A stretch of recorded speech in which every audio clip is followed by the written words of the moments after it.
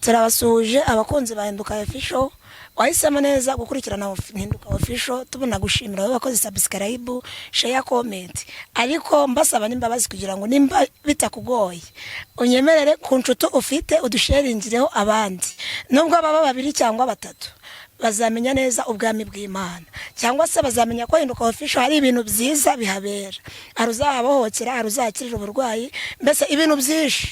Nzi neza ko bizahinduka mfatanyije nawe. Nunyemerere unshigikire twagura ubwami bw'Imana, kandi Imana izabidufashamo. Nzi neza ko Imana izadushigikira, ariko natwe dufatanyije. Nawe wabikoze ndagushimiye, nawe utarabikora ngushishikarije kubikora, ko nta gihombo kirimo kandi Imana izatugirira neza. Rero mbasabiye umugisha, Imana ibagirire neza. Nanjye ndahari nka Pascaline nishobora byose. Yego turi kumwe na nishobora byose Pascaline, ne tugiye gufatanya kugira ngo tuvuge imbaraga z'Imana. Pascaline uraho? Uraho neza. Yesu ashimwe. Yesu nahimbaze. Haleluya. Amina burundu. Amina. Ndikugira ngo ujye mu mwuka cyane, ushabuke ndakuzura umuhanuzi. Ntabwo dushaka gukora ikiganiro nk'abantu bihe, byo dushaka gukora ikiganiro nk'abantu bari hehe mu mwuka. Vugira ngo imbaraga. Ayiyewe imbaraga. Ayiyewe imbaraga. Ayiyewe imbaraga. Imbaraga z'Imana we, imbaraga. Haleluya. Yego reka tugu umwanya dusengera ngo Imana ize kubana natwe muri iki kiganiro. Ni karibu. Turagushimye Uwiteka Imana yacu, tugushimiye ubuntu n'imbabazi watugiriye, tugushimiye uburyo abanyanatwe ntuhabwa icubahiro. Turi bwa bwoko wishimira, turi bwa bwoko ukunda. Tuje imbere yawe ngo utugirire neza kandi uturengere. Tuje imbere yawe ngo utwiteho nk'umubyeyi wacu. Tuje kugira ngo tureberere izina ryawe rishimwe. Amen. Kaya tugiye gukora ikiganiro, reka ikiganiro cyacu ugihe umugisha kandi ubane natwe muri byose kuko ushoboye byose. Nyemerera witwa Imana ku buzima bwacu, kandi data abaracyumva bagire guhinduka, bagire icyo bahinduka muri wo, ugire iki kiganiro kigiraho kibakora, kigire naho kibashira kugira ngo izina ryawe rishimwe. Icyo duheje n'imyuka mibi mu izina rya Yesu. Bazimu n'abazimukazi turakubitira kure, migambi y'abapfumu n'abapfumukazi turabamaganye mu izina rya Yesu. Ahubwo nyemerera neza yawe bari yigaragara, ngaho dushigikire kandi ubane natwe, uturengere ko kuri data mwiza ni mu izina rya Yesu. Amen. Yego navuze ngo tugiye kuvuga imbaraga z'Imana. Shaka kugira ngo duhangane n'abantu bajya bavuga ngo Imana ngo ntabwo igivuga. Aho narekarama cyane. Rekarama. Zana ingingo zifatika tubemeze. Impamvu ngiye mvuga ko Imana ivuga, kingiye ku bahanuzi bwa kera uko Imana yavugaga, kingiye no kuri ubu ngubu igihe turimo, Imana iracyavuga, kandi Imana yacu niyigeze ihinduka. Nukuri. Kubera ko ubumana bwayo buhora ari ubumana bwayo. Ihora kuri natureli yayo. Ntabwo igihinduka. Amen. Amen. Ngewe impamvu mfite ibihamya n'ibimenyetso yuko Imana yacu igivuga. Biduhe nibyo tuba dukeneye. Hari byinshi twagiye tunyuramo ducamo, tubibona n'abantu bakabibona. Icyambere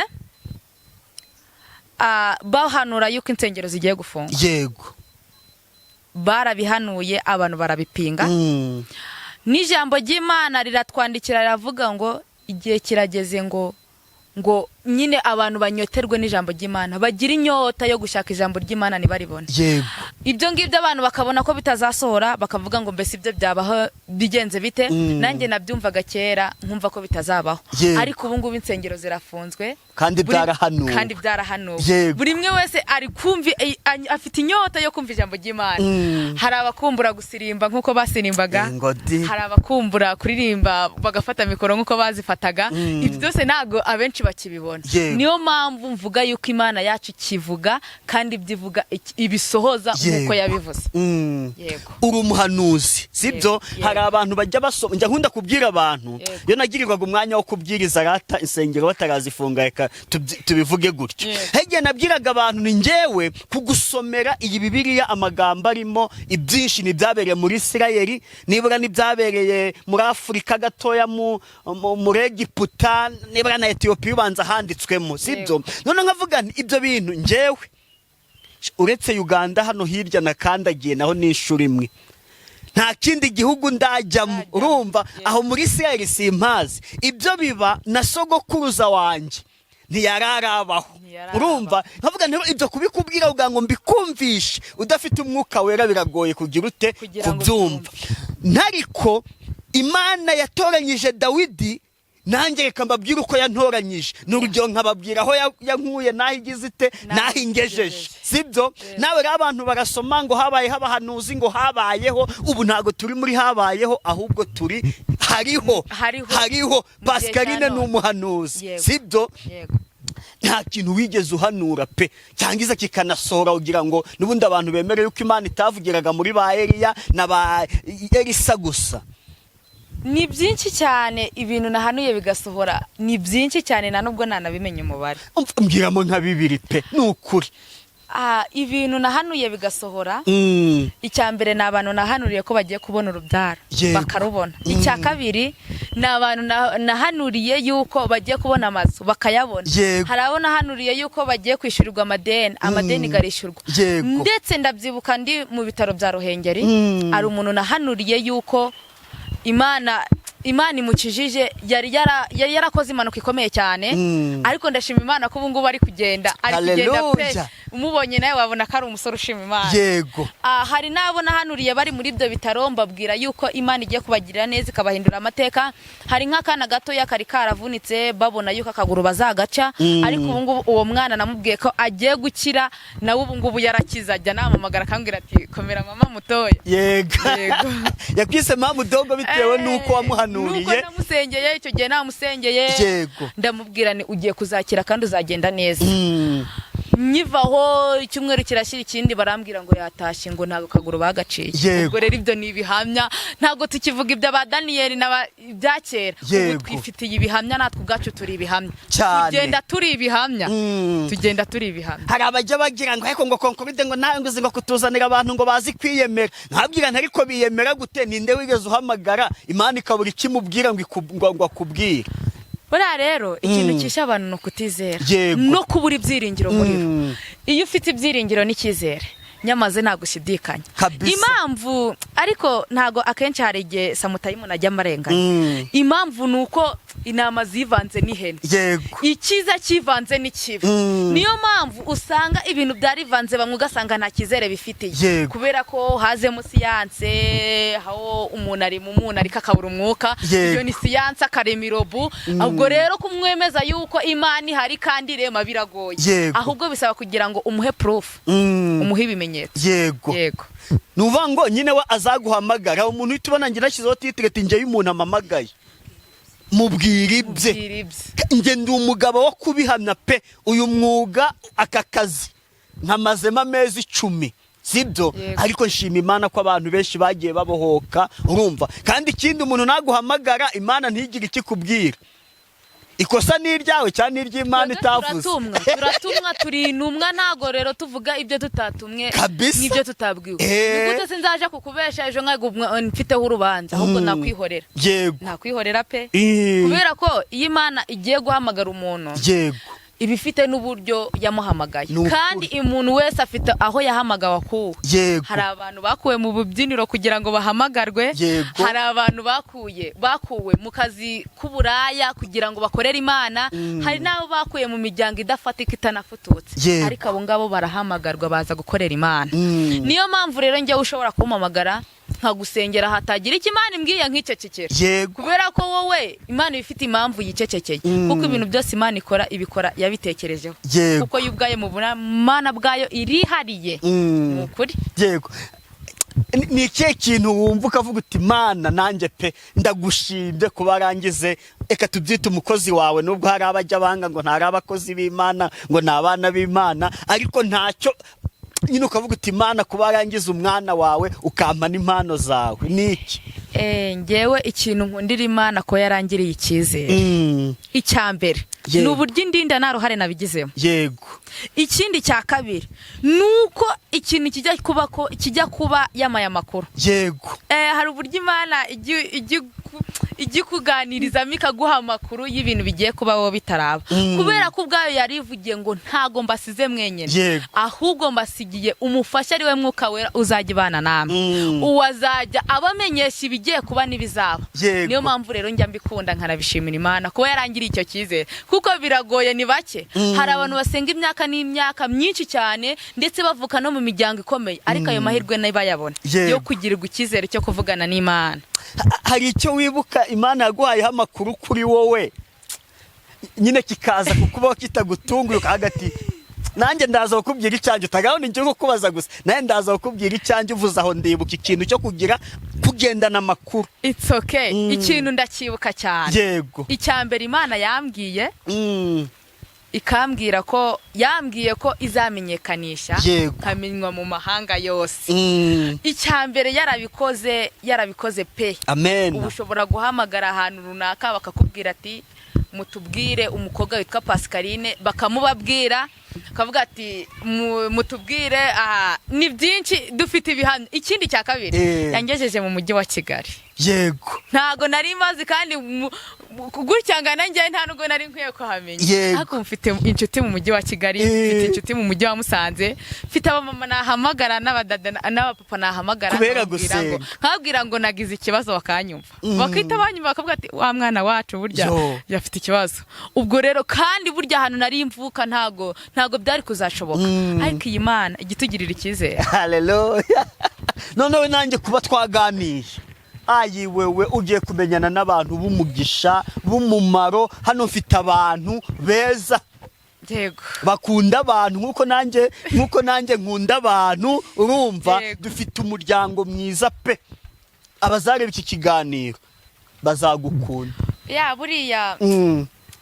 Buriya kugirirwa umugisha. Yego. ni ugukundwa n'abantu, ni ukuri no gukunda abantu. Kubera ko ijambo ry'Imana ryarambwiye ngo nubwo wagira indimi nk'iz'abahanuzi ukavuga ndetse ukamanura amabuye gakamanuka, nta rukundo ugira burya nta bumuntu bwaba bukikurimo.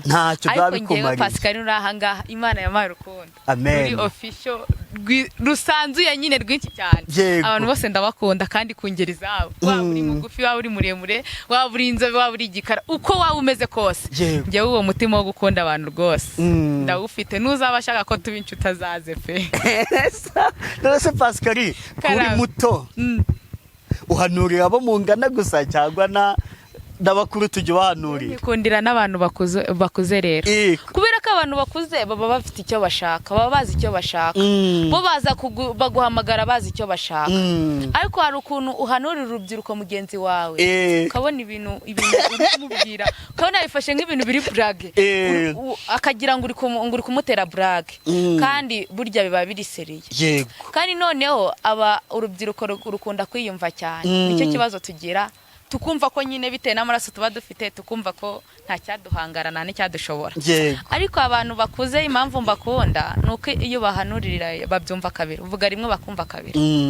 Uvuga rimwe bakumva kabiri kubera ko baba bazi agaciro k'icyo bari gushaka.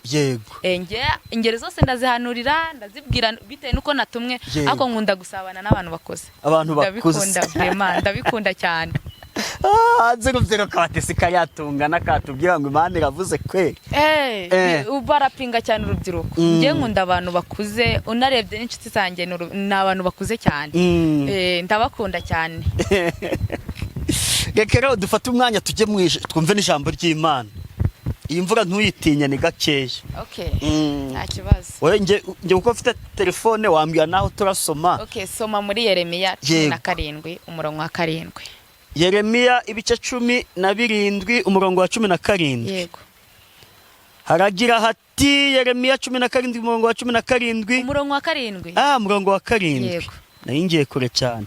Yeremiya ibice 17 umurongo wa 7. Hahirwa umuntu wizera Uwiteka, Uwiteka akamubera ibyiringiro. Amen. Amen. Komeza ndavuga. Yego, hahirwa umuntu wizera Uwiteka, Uwiteka akamubera ibyiringiro, kuko azahwana n'igiti cyatewe hafi y'amazi, gishorera imizi mu mugezi, ntikizatinya amapfa n'acana, ahubwo ikibabi cyacyo kizahorana itoto. Ntikizita ku mwaka wacanyemo amapfa, kandi ntikizareka kwera imbuto zacyo. Umutima w'umuntu urusha ibintu byose gushukana, kandi ufite indwara ntiwizere dusubiremo, umutima w'umuntu urusha ibintu byose gushukana, kandi ufite indwara ntiwizere gukira. Ninde ushobora kumenya ukuri? Njye Uwiteka ni njye urondora umutima nkawugerageza, nkitura umuntu wese ibihwanye n'inzira ze, uko imbuto ziva mu mirima ye ziri. Ndekeraho nari nkomeje naryohewe. Amina, haleluya. Uyu Yeremiya yaratubwiye ngo Yeremiya 17:7 yego, ngo hahirwa umuntu wizera Uwiteka kamubera ibyiringiro. Nyemerera nawe uyu munsi, umuntu wese uri kunyumva, nyemerera umunsi wa none Uwiteka bari ukubera ibyiringiro, kuko ngiye Pascaline nakubera ibyiringiro ejo nkaguhinduka. Yego, abakomeye batubera ibyiringiro ariko ejo bakaduhinduka. Nyemerera rero Uwiteka bari ukubera ibyiringiro, ngo wazahwana n'igiti cyatewe hafi y'umugezi, ngo gishorere imizi yacyo amen mu mugezi, ngo kandi kizahora gitoshye, ngo ntago kizatinya igihe amapfa yatereye. Haleluya, amen. Ngewe impamvu ibyo bintu nasanze ari ukuri, ntago kizatinya kuko cyageragejwe, ntago azatinya kuko bari kumuvuga umuntu wizeye Uwiteka, ntago azatinya kuko bari kumugambanira mu kazi kuko yizeye Uwiteka. Munyemerere tubanye maso mwakwizera Uwiteka, kubera ko Uwiteka niwe byiringiro byacu kandi niwe mfatiro nzima. Kubera ko ngewe nahungiye ku imitsima irambwira ngo Uwiteka niwe umutsima utera imbaraga. Mungiye ku amazi arambwira ngo Uwiteka niwe amazi amara inyota. Mungiye ku inzira nazo zirambwira ngo burya nubwo wadusanze Uwiteka niwe nzira y'ukuri n'ubugingo. Mungiye ku amabuye narambwira ngo Uwiteka niwe buye rikomeza imfuruka. Sanga rero Uwiteka niwe byose kuri twe. Niyo mpamvu turi kumwe, turi hano, uri kunyumva, wanyemerera ugahungira ku Uwiteka akabari kubera ibyiringiro, kuko nakubera ibyiringiro buri kimwe cyose kizashoboka. Uzasenga wizeye Mana, buri kimwe cyose gihinduka ku buzima bwawe. Rero iringira Uwiteka, uzaba nk'igiti cyashoreye imizi mu mazi, kuko kizahorana itoto kandi kizashora imbuto igihe cyose. Naho amapfa gatera, naho intambara zaba nyinshi, naho bagutuka, naho bagusebya, naho bakubwira nabi, ariko uzagumugire gute? Ukomerere muri bya byiringiro byo Uwiteka, kuko Yesu niwe byose kumufite. Ongera unsomere yego Abaheburayo 12. Abaheburayo ibice 12 umurongo wa mbere. Yego, kwihanganira ibitugerageza dukurikije icyitegererezo cya Kristo. Amen. Nuko natwe ubwo tugoswe n'igicucu cy'abahamya bangana batyo, twiyambure ibituremerera byose n'icyaha kibasha kutwizingiraho vuba, dusiganirwe aho dutegekwa twihanganye, dutumbira Yesu wenyine, ari we banze ryo kwizera, kandi ari we ugusohoza rwose. Yihanganiye umusaraba kubw'ibyishimo byamushyizwe imbere, ntiyita ku isoni zawo, yicara iburyo bw'intebe y'Imana. Nuko muzirikane uwo wihanganiye ubwanzi bw'abanyabyaha bukomeye butyo, kugira ngo mudacogora mukagwa isari mu mitima yanyu. Mwebweho ntimuragera aho muvusha amaraso mu ntambara murwanya ibyaha, kandi mwibagiwe kwa guhugura kubabwira nk'abana ngo, mwana wanjye, ntugasuzugure igihano Uwiteka hana, kandi ntugwisari nagucyaha.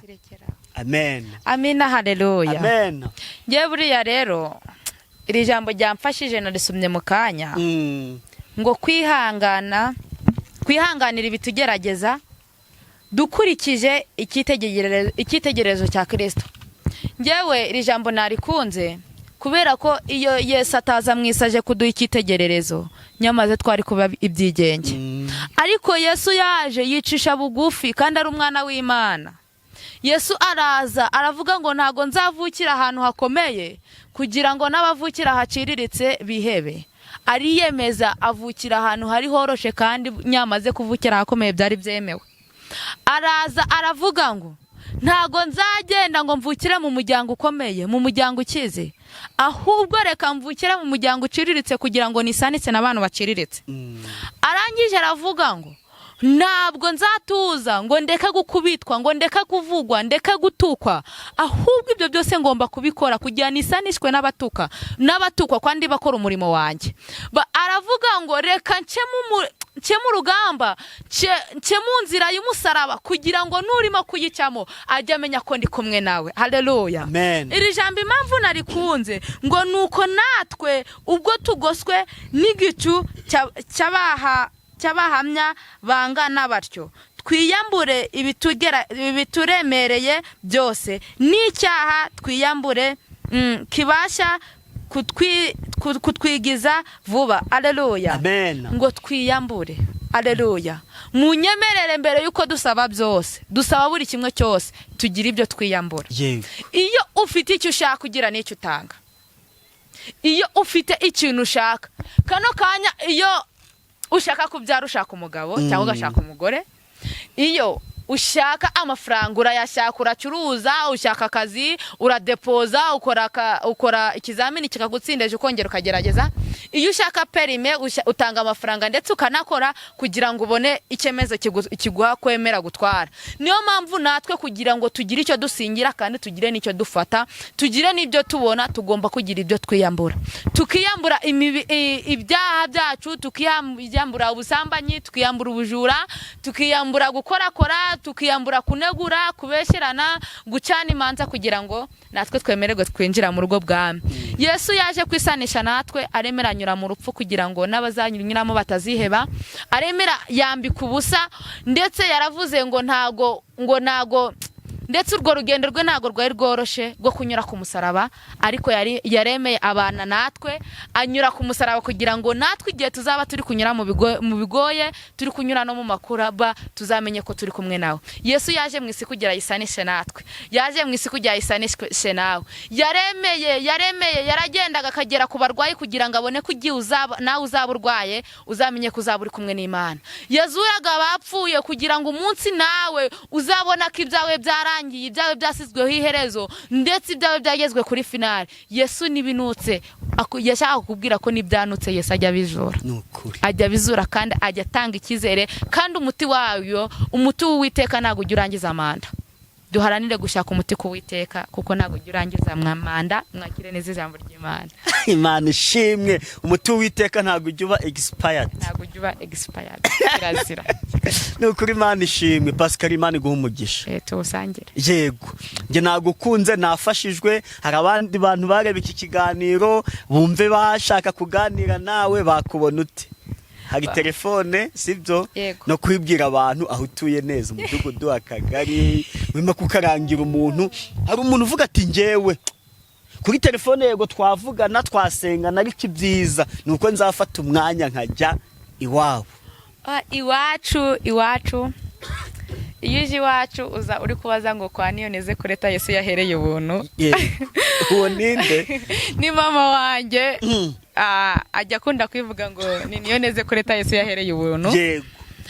Iwacu ni kuri Nkumba, munsi y'amashuri ya Nkumba ya mbere, mu murenge wa Kinoni, akagari na Kankumba, umudugudu ni Mutabo. Naho ngaho wansanga. Yego. Telefone ni 07795498. Yego. Dusoze. Narenye bakunze. Akumva wakigumira. Numvaga nafashijwe, ndi kumwe n'Imana pe. Tutagira ibyo tukunigana, ryo ukumva twatukuniganye rivuge. Oya ntaryo, kubera ko nanone baravuga ngo kuvuga menshi siko kuyamara, ahubwo icy'ingenzi ni ukuvuga ikirakora ku mutima w'umuntu. Yego. Ngo kandi amagambo menshi avamo ibicumuro. Ngewe icyo nababwira, nkabwira buri muntu wese uri kunyumva, naharanire kugira ibyo yiyambura, ubundi nawe agira ibyo asaba.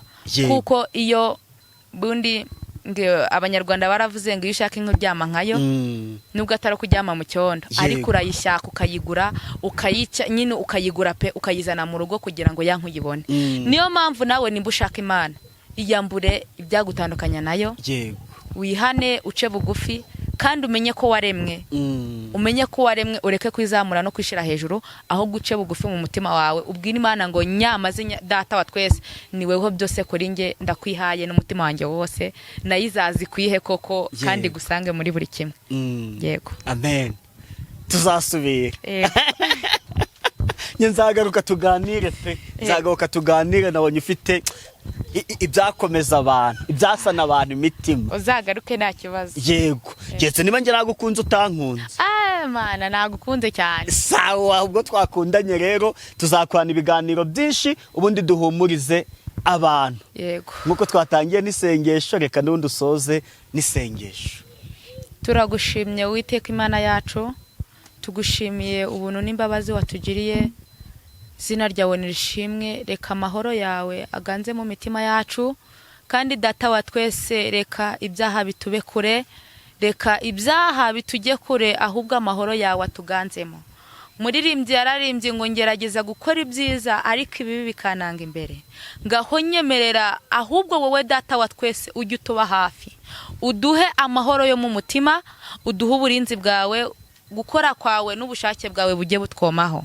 nyemerera rero data mwiza ubane natwe ubane na buri mwe wese uri kunyumva kandi data imitima ya twese n'abari kunyumva bari mu Rwanda bari mu bihugu mu bindi bihugu ubaha imitima yo guca bugufi kandi biringire data kugeza kumeruka umunsi Yesu azazira bamwizere kandi bamwizigize kuko ari wowe ushoboye byose nyemerera rero data nyiribihe ubane natwe kandi udushigikire ntawe ngutotesheje amagambo nk'ugutegeka ahubwo nyemerera ibyo ushaka n'ibyo ukunda ubiduhana ubuntu nabera mu izina rya Yesu amen.